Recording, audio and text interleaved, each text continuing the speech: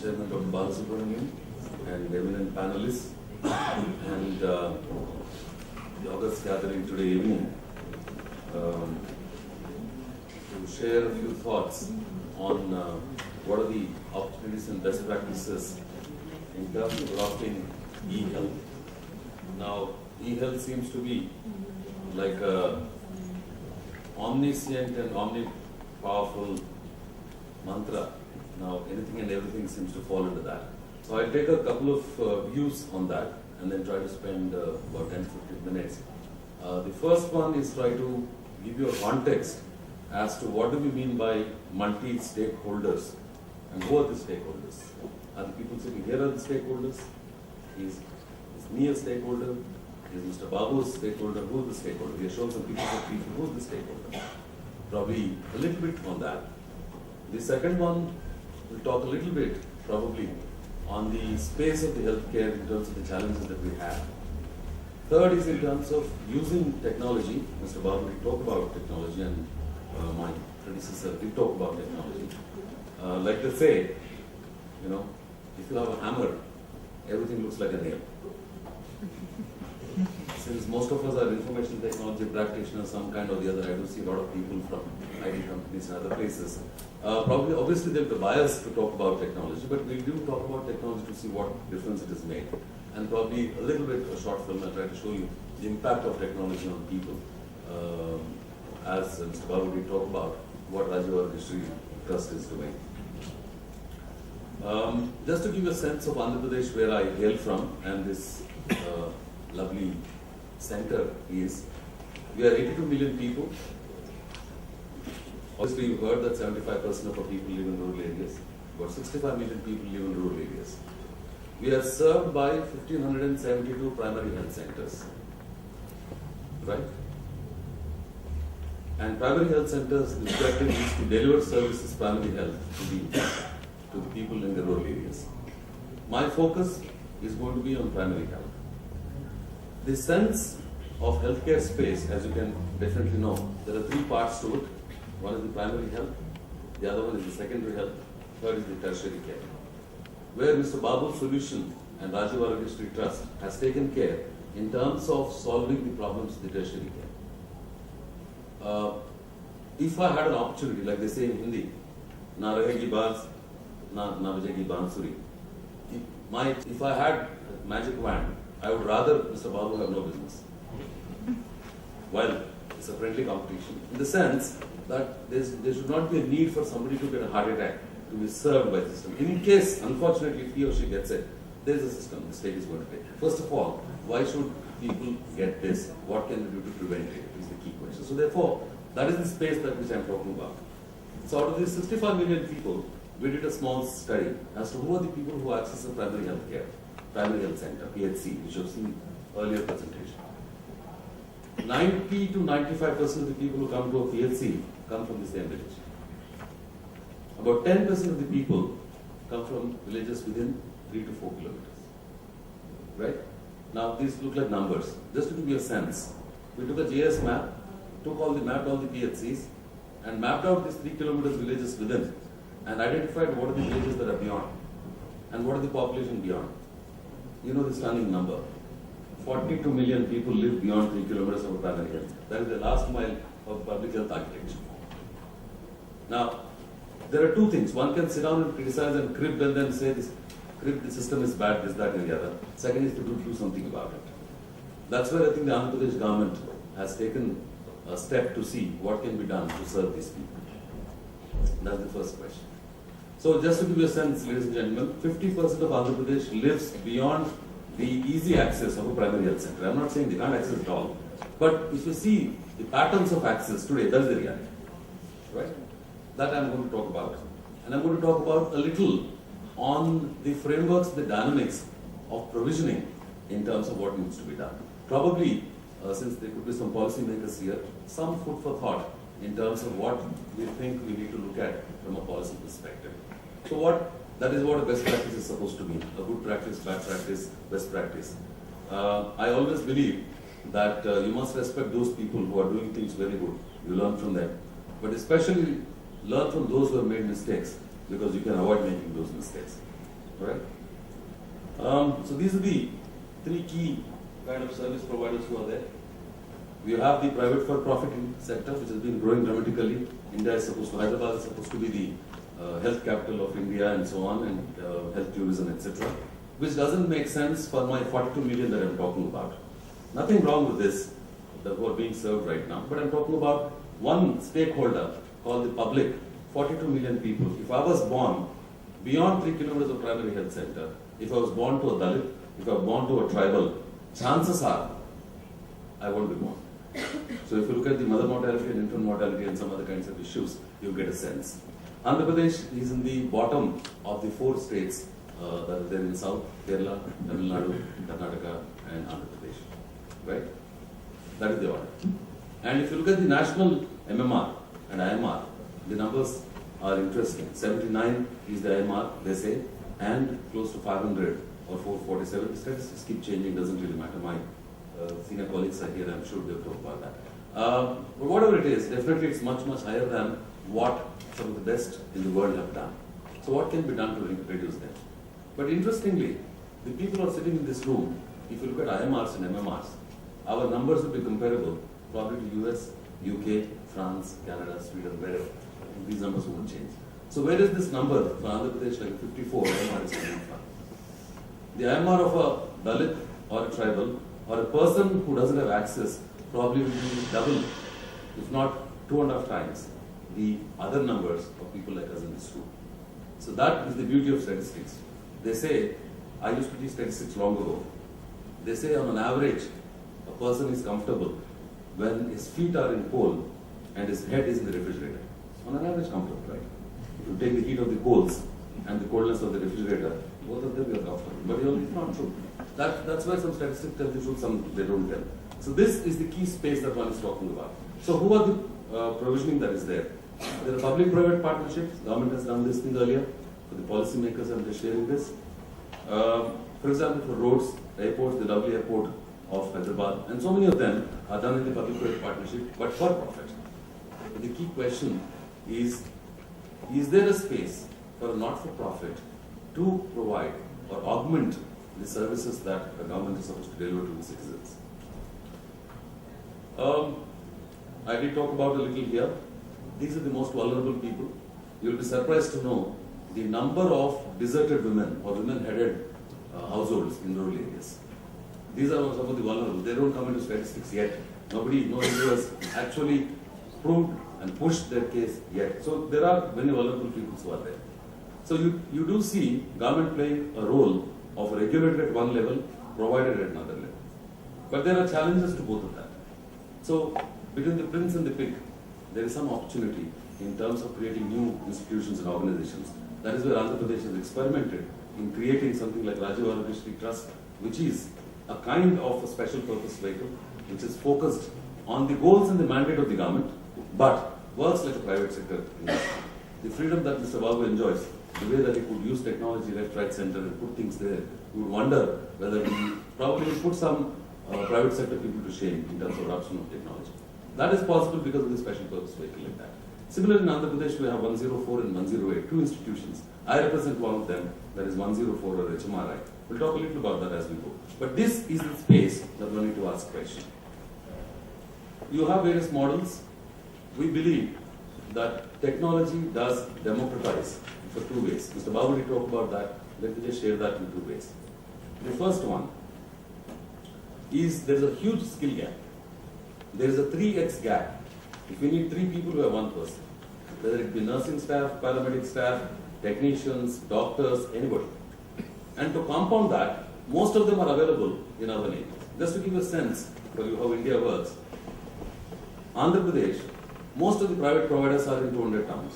That's it. We are 79,000 habitations in Andhra Pradesh, where people actually live. So how do you deliver services to people? How do you reach them? How do you access that? This is a key question. So I think, so you have challenge of access in terms of distance. You have barriers in terms of language and culture. Like he said, that anybody can be lost in a huge building like this if you don't know somebody to help you to say where the conference, which room is where, kind of stuff. So imagine a rural person who is half educated or not educated to access some of these institutions, how difficult it is. Just imagine yourself to be in that situation. But technology does democratize. So there's a barrier from geography, there's a barrier in terms of cost, there are other kinds of barriers. So how do you break these barriers? You have seen few examples, how the Chiranjeevi model in Gujarat has done something to mother mortality and infant mortality, and what Rajwara District Trust is doing here as a model, and in terms of democratization and creating outreach. By technology, I'll give you an example as to what we have done with technology. What do you do when the doctors are in Hyderabad? I'm sure I have some speakers who want to talk on telemedicine later, there's a future to go. If you can't take the doctor to the village, get the patient, and you can't get the patient physically to the doctor, what can you do? I think technology has a solution. So this is where I think democratization of technology comes in. We believe, I mentioned I'm going to talk about HMR as a short example.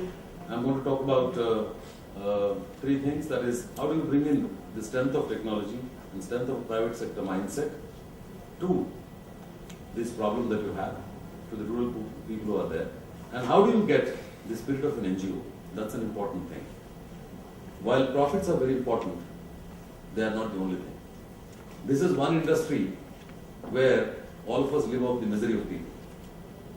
The only way our markets grow, if I were to think of this as a market, when there are more miserable people, my market is larger. Unfortunately, that's true, whether you like it or dislike it. So what do you do to a market like this? Do you call it a market? Do you call it an opportunity to serve?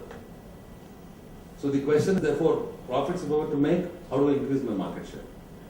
Second is, how do I expand my market? Do I discover new sicknesses so that I treat them?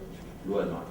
These are questions that are not necessarily to do with managerial, but I think these are ethical, moral, other kinds of questions that we need to ask. But because we have seen those countries who are developed like us, where Mr. Babri talked about what US spends. If US goes the way it is going today, by 2020, they will be spending 30% of the GDP on health alone. And no economy can ever survive by spending 30% on healthcare. So this is a larger question. So what do we want to do? What are the models? What are the business models of delivery here is the thing. I'm not saying that everything is right with the public sector. I'm not saying everything is wrong with the private sector. Nor am I saying the vice versa on that. But I guess it's important as a country for us to think in this policy vacuum today, what is it that we need to do?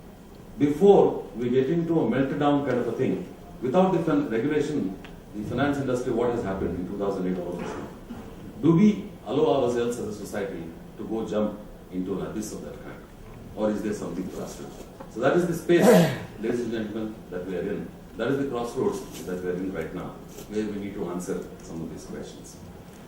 I've just talked about various issues. What is the role of civil society? We look at ourselves as a part of the civil society, but from an action-oriented civil society rather than an activist civil society. So that's a subtle difference that we look at ourselves. Obviously, everybody has got a role to play. Sorry for the interruption. Yeah. I need to go. Absolutely, I'll take care of it. No issues. This, if you were to live in a rural area, are your requirements and needs. As you can see, there are chronic illnesses like hypertension, diabetes, epilepsy, asthma, and a bunch of things. Acute mild ailments won't kill a person, but there could be a 0.1% probability of a cold becoming a pneumonia or a diarrhea becoming into dehydration or something of that kind. So those are acute mild ailments. Of course, there are challenges of pregnancy monitoring, child health and accidents. Fortunately, in Andhra Pradesh, for accidents and life-threatening situations, we have created an ambulance system like 108, which goes all around that. Somebody else will talk about that. We look at some of the problems that are there in the other part, where we bring in HMR in terms of solutions. We believe this, we call it the House of Health, in terms of what one can do in terms of creating solutions in the public health space. We believe that HMRI kind of organizations should be focusing on not competing or supplanting the public health infrastructure, but augment, supplement, complement, and support wherever they are. No point in recreating the whole thing. There's already an infrastructure. There's already framework that is there. Well, in some places working, not working for various reasons. But there's a great infrastructure investment that we have made as society. So what can we do to take care of these things? So we believe, out of this I'm going to talk about two services, 104 Advice and 104 Mobile Van. And then rest of them I'll leave it. HMS, my colleagues are going to talk about. Just to give you a sense that in Hyderabad, if ever, unfortunately, I wish you don't, have any health problem to worry about, you want to talk to your doctor and you're in Hyderabad, just call 104. Right? It could be a fever, it could be a headache, it could be something else that's bothering you. Normally, what do we do? If it is acute mind ailment, we pick up the phone and call one of our friends who's a doctor and say, what should I do? So you would get advice. Right? So this is simply put, that's what we do in terms of one of our services is that. Just to give you a sense, typically we receive about 50 to 70,000 calls a day, on any given day, 24/7, 365. Since our launch, we haven't shut down the service even once. This is in the public, not-for-profit, private partnership. Just to demonstrate, here's a business model that can provide value to the society. I'm not going to talk about all the technology. There are 4 services that we deliver. The first one is a triaging service and also medical advice. The second one is a counseling service. There are more than 60 trained psychologists who are sitting there, clinical psychologists, to help you in case you're feeling depressed, feel suicidal, feel this, that, and the other. You can always access. You've got all the information. You might say, I'm in this area, I want a cardiologist. Do you know the name or number? We can definitely tell you there are 4 hospitals all around. These are the cardiologists, these are the pulmonologists, etc., etc. That information we have. This is the service that one of them that we're rendering. Just to give you a sense, some statistics I'm not going to talk about. One day, if you can see, over 58,000 calls we got, out of which we could serve 24,000 calls, and out of which 97-98% are medical calls, and some percentage are other kinds of calls that I talked about. You might wonder why there is a gap between 58,000 and 34. The telecom revolution made a transformation. In Andhra Pradesh, more than 25 million phones are mobile phones. About 3 to 4 million are landlines. For the last 3 years, I've been making a presentation on various issues. This 3 to 4 million has been stagnant. I started talking about 1.5 million or 15 million. Now it's about 25 million in the last this one. 54% of Andhra Pradesh is covered with the footprint of mobiles. Just another 44% still is not covered. Just to give you a sense. So that's the reason why there are a lot of call drops and all that. You all of us know in mobiles what happens. That's what we have. The other one is we have a 475 vans covering in 28 days 21,000 service points, catering to this 42 million people, which I said as an opportunity to serve. Unfortunately, though we are able to reach the last mile, we are not able to still serve people who live in the last yard, the last foot, and the last inch. Just to tell you, if you are a tribal, if you are a primitive tribal group, the habitation size will be about 5 to 10 homes. Now, there won't be a road there to access them. Now, do we let go of them? We won't. But you require other kinds of solutions. The solution that we have right now doesn't solve that problem. But primarily this one takes care of villages about 7 to 800 and above. And those are the villages where we go. 28 days we work. And we started the pilot last year. April we launched all the 475 vehicles. So from April till now, I'll just give you some statistics to say what are the things that we have done. This is something to tell you as to how we serve this one. This one doesn't have a doctor. Let me just share that with you. Because there's a shortage of the doctor. Right? This one focuses on 3 kinds of people. One is pregnant women. The ANC check is done once in a month. We do diagnostics like blood test. We do urine test. We check the BP. Right? We can add other kinds of tests as we go further down. We also serve the elderly. Excuse me. Yeah. We screen and take care of the people who are over the age of 40 in terms of hypertension, diabetes, and other diseases. This is generally to give you a sense as to where we are. As you can see, 54 million people, 5.4 million people have become beneficiaries so far, close to 1.9 million. This all of that in the recent past. This is something to do with what we are. I'll just skip this part.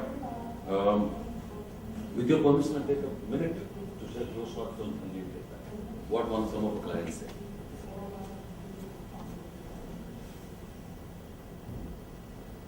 I promised I should deliver on the promise. I said I talk about 3 things.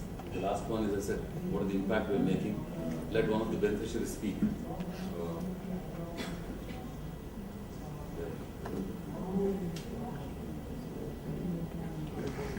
All right, I don't want to take any more time.ในวันที่ผู้ผู้ชายรักได้เห็นได้อีเมลประหลาดสมัยเสีย